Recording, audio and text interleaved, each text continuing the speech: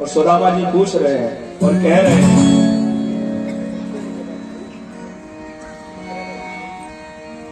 अरे द्वारपालो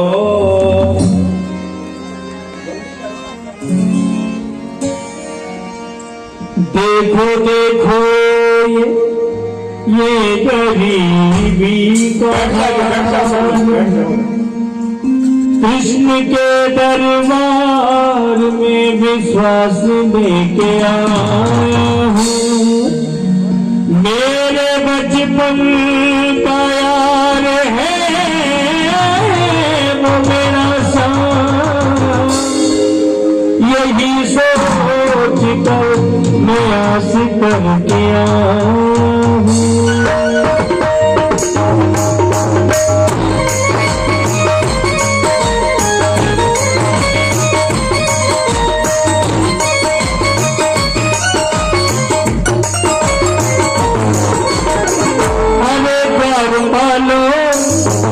कन्हैया से कह दो, अरे द्वारपालो कन्हैया से कह दो, इधर पे सुदामा गरीब आ गया है, इधर पे सुदामा गरीब आ गया है।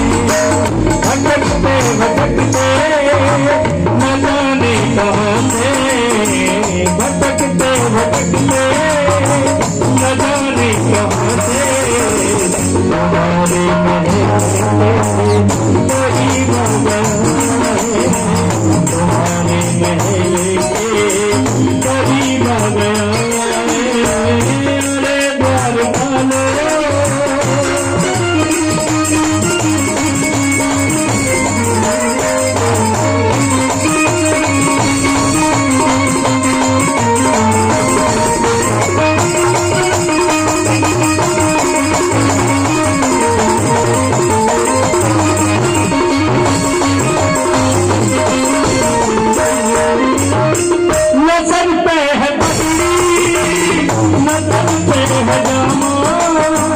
बता दो कन्हैया को नाम है सुदामा, बता दो कन्हैया को नाम है सुदामा। नसल पे है पगड़ी, नसल पे है दामा, बता दो कन्हैया को नाम है सुदामा। नसल पे है पगड़ी, नसल पे है दामा, बता दो कन्हैया को नाम है सुदामा, बता दो कन्हैया को नाम है सुदामा। तुम एक बार मोहन से जा करके कह दो, तुम एक बार मोहन से जा करके कह दो, मिलने सका नसीब आ गया है, मिलने सका नसीब आ गया है। अरे द्वारपालो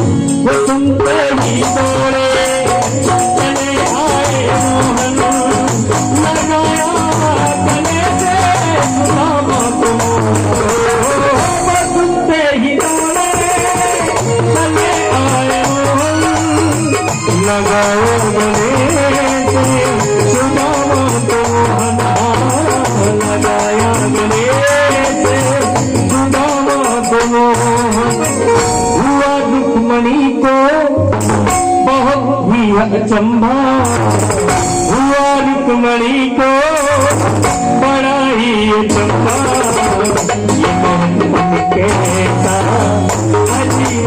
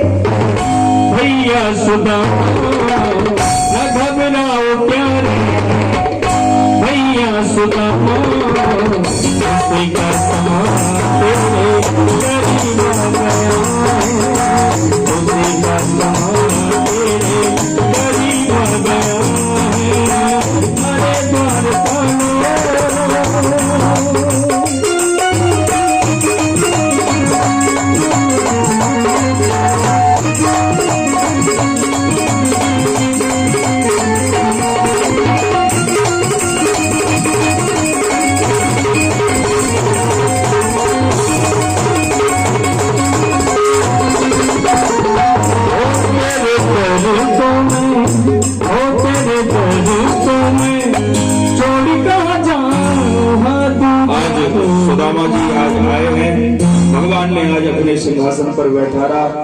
द्वारपालों ने जब कहा 4 मिले 64 खिले 20 रहे कर जोड़, हरिजन से हरिजन मिले बिहसे 7 करोड़। 4 मिले 64 खिले 20 रहे कर जोड़, 2 नेत्र सुदामा के 2 कृष्ण के। 20 रहे कर जोड़ 64 खिले, 32 सुदामा के 32 कृष्ण के, 10 सुदामा के 10 कृष्ण के। हरिजन से हरिजन मिले बेहद से 7 करोड़।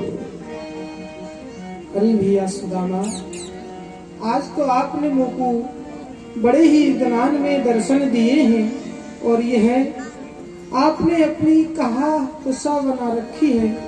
कहा आपको अपने मित्र की याद नहीं आई। भैया सुदामा, एक बार आप मेरी द्वारकापुरी आते तो सही। आपकी पामन की विवाही फट रही है, आपके मस्तक पर चंदन लग रहा है, कैसी दशा बना रखी है भैया। भैया हमारी भाभी ठीक है? हाँ ठीक है भैया, मेरी भाभी ने मेरे काजे कछु सौगात में नहीं भेजो है। नहीं कहा कहीं नहीं भेजो भैया, ऐसो तो है ही नहीं सके है। भाभी मेरे काजे कछु नहीं भेजे, ऐसो तो कबू नहीं आ सके, क्योंकि मैं बापो देवर हूँ। माने मेरे काजे कछु ना कछु भेजो होगो। कछु भाभी हमको दियो, सो तुम काहे ना देत।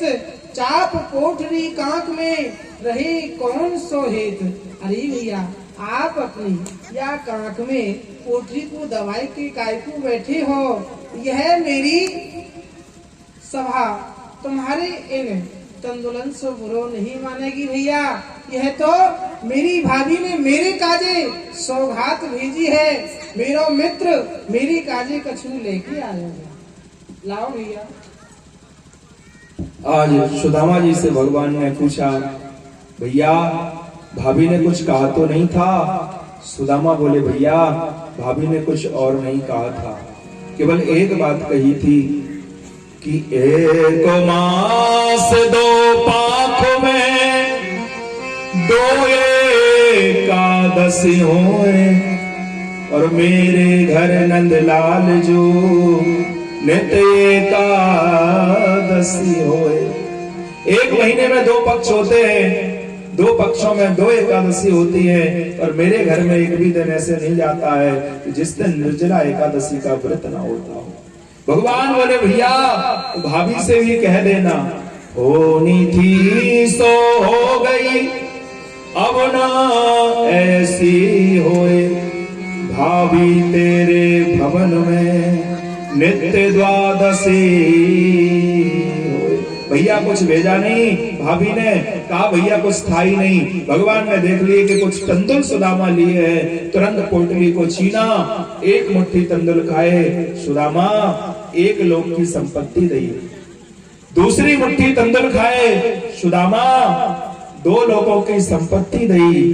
तीसरी मुट्ठी तंदुल खाने वाले थे, तब आकर के रुक्मणी ने आज भगवान का भैया सुदामा के तंदुलन में कितनो आनंद आ रहे है।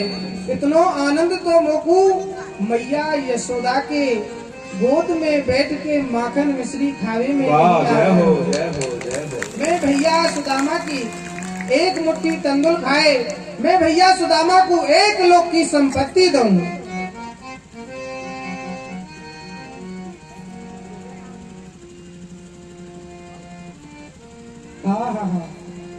मैंने दूसरी मुट्ठी तंदुल खाई, इनमें तो और आनंद आयो है। इतनो आनंद मोकू रुक्मणी जी के 56 भोग में नहीं आवे है, जितनो आनंद भैया सुदामा के तंदुलन में आ रहे है। मैं भैया सुदामा काजे 2 लोक की संपत्ति दूं। जय हो जय हो। और आज भगवान तीसरी खाने वाले थे, रुक्मणी ने हाथ पकड़ लिया, अपने को तो कुछ रखो, क्या देते संपत सारी हो, और कर दिया भिखारी को राजा, खुद हो रहे भिखारी हो। अरे स्वामी क्या सब कुछ दे दोगे? ये उसी जाति के ब्राह्मण हैं जिन्होंने आपकी छाती पे लात मारा था। नहीं रुक्मणी जी, ये वह जाति के ब्राह्मण नहीं है। मैं बताऊं ये कौन सी जाति के ब्राह्मण हैं? क्यों रस में विश्वाम कियो, मोय खान ना दीनो एक और फंका, ब्राह्मण को 3 लोक जो दे तो, तुमने करी अपने मन संखा, भामनी मोय जमाए भली विद, कौन रहो जग में नरवंका। लोग कहे हरि मित्र दुखी, हम सो नहीं सहजात कलंका। रुक्मणी जी ये वह जाति के ब्राह्मण हैं जो कुंदन पुरुषों द्वारकापुरी में मोकू पत्रिका ला के दई, नहीं तो ले जातो वह शिषपाल भगाए के। पहाड़न में खिन्नी खामती रही डोलती, यहाँ पे रानी नहीं महारानी बनी बैठी हो। भैया सुदामा काजे बड़े ही सुंदर पकवान बनाओ। और आज भगवान के साथ सुदामा जी द्वारकापुरी में आज कुछ दिन तक रहते हैं। रहे श्याम संग कुछ दिन सुदामा। सुदामा जी बोले प्रभु बहुत दिन हो गए, अब जाएं। भगवान बोले सुदामा जाने वाले को कौन रोक सकता है? जिसका समय आ गया उसे अब जाना ही है। तो तुमने भी बहुत समय दिया, मैं मना नहीं करूंगा। सुदामा जी खड़े हो जाते, अब जाने का समय हो गया। सुदामा जी ने सोचा अभी तक कुछ नहीं मिला, हो सकता अब दे दे जाते समय, कुछ ना कुछ दे दे। भैया सुदामा तुम जा तो रहे हो, देखो यहाँ से 2 रास्ता जामे हैं। एक रास्ता में तो संत मिले हैं और दूसरी रास्ता में कोल भील मिले हैं। भैया समझ गए? वह रास्ता में यदि तुम संतनवारी रास्ता से जाओगे तो यह रास्ता है, ये रास्ता है। सुदामा जी सोच रहे थे भगवान की मुट्ठी में कुछ है, लेकिन भगवान ने एक मुट्ठी खोली, वो मुट्ठी खाली। और भैया या रास्ता पे कोल भील रहे हैं, या रास्ता पे ये तुम्हारे डंडा है ना, कंठी माला है, इन्हें छुड़ा लेंगे। अब बताओ कौन सी रास्ता? दोनों मुट्ठी खाली थी। सुदामा जी बोले आशा व्यक्ति को नहीं करना चाहिए, आशा बहुत बुरी होती है।